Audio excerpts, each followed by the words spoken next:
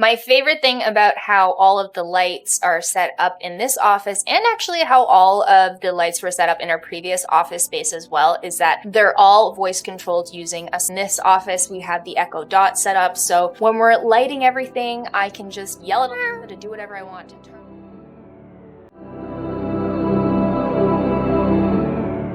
In recent years, millions of families around the world have transitioned to living in smart homes, where with just a voice command, you can turn on lights, lock doors, or adjust the temperature. Convenient, modern, and seemingly the future of urban living. But in December 2019, a family in the US experienced a night they would never forget. Who is that? I'm your best friend. I'm Santa. Their 8-year-old daughter was in her bedroom when she suddenly heard a strange voice coming from the Ring security camera. Asterisk. I'm Santa Claus. Don't you want to be my best friend? A hacker had infiltrated the very device installed to protect her. This was not an isolated incident. And the question arises, are our smart homes making us more vulnerable and perhaps even dumber? The promise from tech giants like Amazon, Google, or Apple sounds very appealing. A home where everything connects, responds instantly to your wishes, and most importantly, protects you from external risks. Amazon has sold over 100 million Alexa devices as of 2019. Google Nest accounts for approximately 30% of the smart home management market share in 2025. Impressive numbers. But here's what's interesting. According to global surveys, 74% of users fear their privacy is being threatened by these very devices, and 92% want to control the personal data that IoT devices collect from them. Artificial intelligence demand, what kind of demand artificial intelligence can drive as well, but we do know that's not launching until next month and in the subsequent months and into next year. So still plenty of people here, but I just did want to know, compared to last year, far fewer people waiting in line at the Fifth Avenue flagship store, Kelly. So what's happening? Why do millions of people continue to buy smart home devices while simultaneously feeling unsafe? And are we inadvertently opening the door, not just to convenience, but also to hackers and surveillance from the tech companies themselves?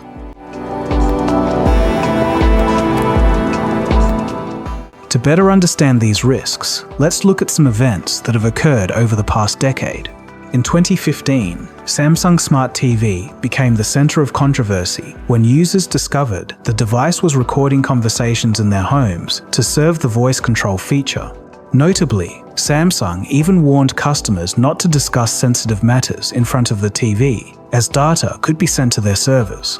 This was one of the first warning bells about home appliances that are always listening. A law enforcement official just confirmed to me a few minutes ago that a second major cyber attack is underway right now. Throughout the day, it has been affecting internet traffic up and down the East Coast in particular. Take a look at this list of companies that have been affected so far today. The earlier attack began at about 7 a.m. East Coast time. Amazon Cloud Services, Netflix, Twitter, and Spotify all reporting that they were having difficulty with internet access today. In October 2023, a major cyber attack occurred. The Mirai malware took control of over 100,000 IoT devices, primarily security cameras and DVRs with default passwords, to launch a DDoS attack with an intensity of 1.2 terabits per second. The result? Major websites like Twitter, Reddit, and Netflix crashed globally. This is still considered one of the largest cyber attacks in history. In 2018, a family in Portland was shocked to discover their Amazon Echo had recorded a private conversation between husband and wife, then sent the recording to someone in their contacts. Amazon explained that Alexa had misheard a series of consecutive activation commands. Many found this explanation unconvincing. In February 2019, Google caused another wave of outrage. When announcing a new feature for the Nest Secure Alarm system, the public learned that this device, which had been sold as a security product, had a built-in microphone that Google had never disclosed in its technical documentation. Google later apologized and called it an error, but trust had already been eroded. Also in 2019, a series of home camera hacks were reported. Hackers infiltrated Ring and Nest Cam cameras, speaking directly to children in their bedrooms, even claiming to be Santa Claus. One family sued Ring after being extorted for $350,000 in Bitcoin through their own security camera. These incidents exposed the reality. Many devices lacked two-factor authentication and accepted weak passwords. And in July of that year, Bloomberg, The Guardian, and VRT simultaneously revealed shocking information. Amazon, Google, and Apple all had programs hiring employees or contractors to listen to and analyze portions of recordings from virtual assistants, Alexa, Google Assistant, and Siri. The purpose was to improve service. But these recordings sometimes contained information sensitive enough to identify users. Many people began calling these smart speakers legalized eavesdropping devices.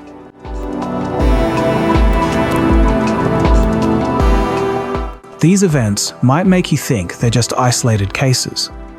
But when looking at the overall data, the picture is completely different. As of 2025, there are approximately 75 billion IoT devices connected globally. This number is equivalent to nearly 10 devices for every person on Earth. We're talking about a massive system, from security cameras, smart speakers, refrigerators, lights, door locks, to even coffee makers.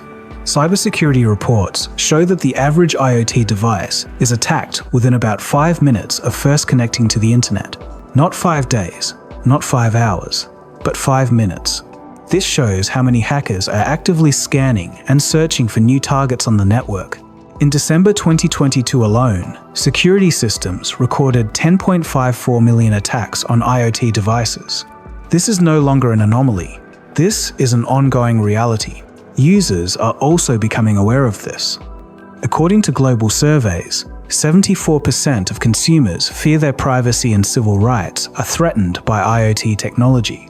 This number rises to 92% when asked whether they want to control the personal data collected by devices. And this is perhaps the most notable point. 48% of businesses admit they lack the capability to detect IoT-related security breaches in their own networks in a timely manner. If even organizations with IT expert teams struggle, where do ordinary users stand in this picture?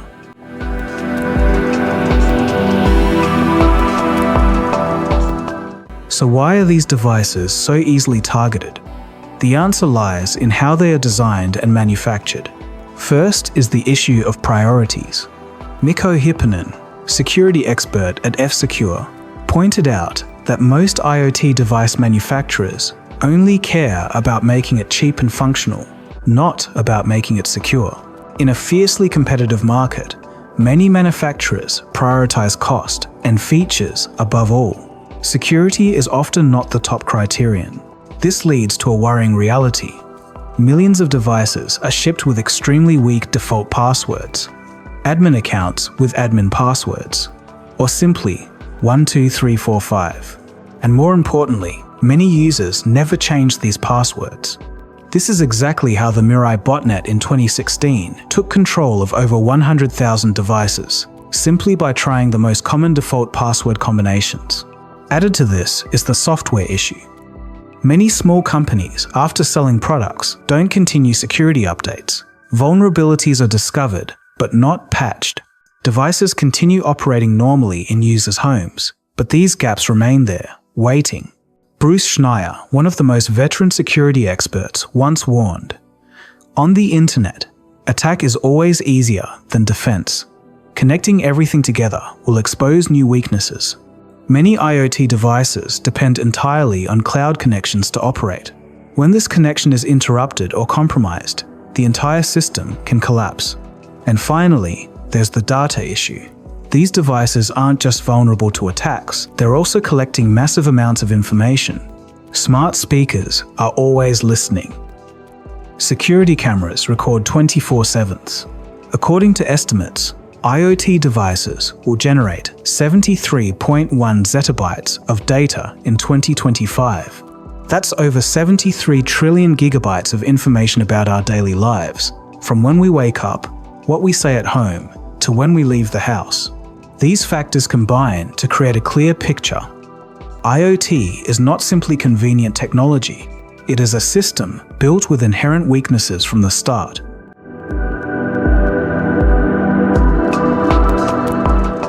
These risks don't just exist in theory.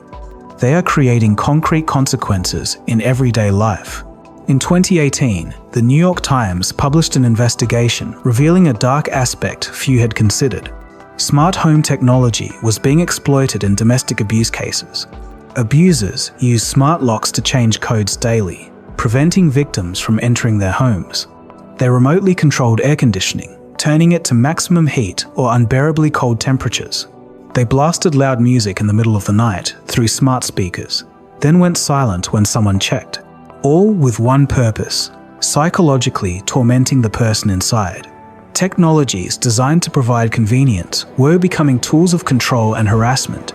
Privacy issues also emerged from another angle. In July 2022, Amazon confirmed to Senator Ed Markey that in the first 6 months of that year, Ring had shared video from customer cameras with police 11 times under emergency circumstances, without a warrant or homeowner consent. This raises questions about the boundary between public security and individual rights. Who decides what constitutes an emergency? And who owns the data inside our homes? There are more ironic consequences. In October 2023, when Amazon's AWS cloud service experienced an outage, numerous smart home devices in the US suddenly became useless. The 8 Sleep smart mattress stopped regulating temperature, even overheating while owners were sleeping. IoT water filters stopped filtering water even though water was still in the tank. One user asked on social media, "Why does a local cooling mattress need the internet to cool?" This question reflects a paradox. Devices called smart depend entirely on network connections, making them dumber than ordinary appliances when the internet goes down. And there is a softer impact, harder to see but no less concerning. When we have virtual assistants reminding us of everything, we gradually become lazy at remembering. When we have devices automating everything, we gradually lose basic skills. Children growing up in this environment tend to ask Alexa for every answer instead of finding out themselves. This dependency is not just a technical issue, it affects how we think and interact with the world around us.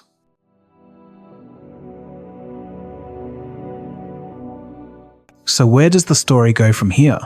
In April 2024, the United Kingdom went further with the PSTI law, requiring all smart devices to comply with Secure by Design standards, meaning security is built in from the design phase, not patched in later. Companies must also publicly disclose their security update policies and contact points for reporting bugs. Tech companies have also begun to adjust. After the wave of camera hacks in late 2019, Amazon's Ring added mandatory two-factor authentication for all accounts starting in early 2020. Google and Apple changed how they handle voice data. Instead of sending data to the cloud, most processing now happens directly on the device. Amazon and Google also allow users to opt out of the Listen to Improve service program, something that previously happened silently. Users are also changing. Some have completely turned their backs on smart homes, returning to conventional devices. They call them dumb devices but safer. Many others are more cautious, turning off microphones when not in use, regularly deleting voice command history, asking thorough questions before buying new devices. However, the appeal of convenience remains very strong. As of 2025, 63% of US households still own at least one smart device. The market is still growing at about 23% annually, but the dark side isn't stopping either. In 2023, attacks on IoT increased 41% compared to the previous year, averaging 60 attacks per week on each organization. Hackers are now more sophisticated.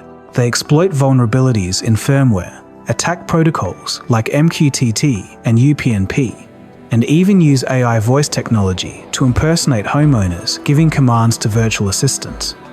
Security experts warn of worse scenarios if state-level actors leverage IoT for large-scale attacks, causing widespread power outages through numerous smart thermostats, or unlocking doors en masse. The consequences will far exceed what we've witnessed. We're at an inflection point. Smart homes aren't a bubble about to burst, but they can't continue in the old way either. The question is no longer, should we use this technology, but rather, How do we use it safely and consciously? And the answer will determine whether our homes are truly smart or just expensive devices quietly making us more vulnerable. Looking back at the entire story, one thing needs to be clarified. Smart homes are not the problem. The problem lies in how we approach them. Technology is created to serve people, to make life more convenient and safer. But if we're not careful, we can become hostages to the very devices we purchase. Or worse, gradually lose our autonomy, becoming completely dependent on technology to do the most basic things. The path forward is not to abandon smart homes, but to build a more mature ecosystem. This requires 3 elements to coexist: stricter laws to hold companies accountable, product design that prioritizes security from the start, and users, us, need to be more conscious in how we choose and use them. Ultimately, this story isn't just about technology. It's about how we want to live in this increasingly connected world. Do we want to master technology or let it master us? And now, I want to hear from you. Are you using any smart home devices? Have you ever experienced a security incident? Or do you have particular concerns? Please share in the comments. Real experiences from the community are always the most valuable source of information.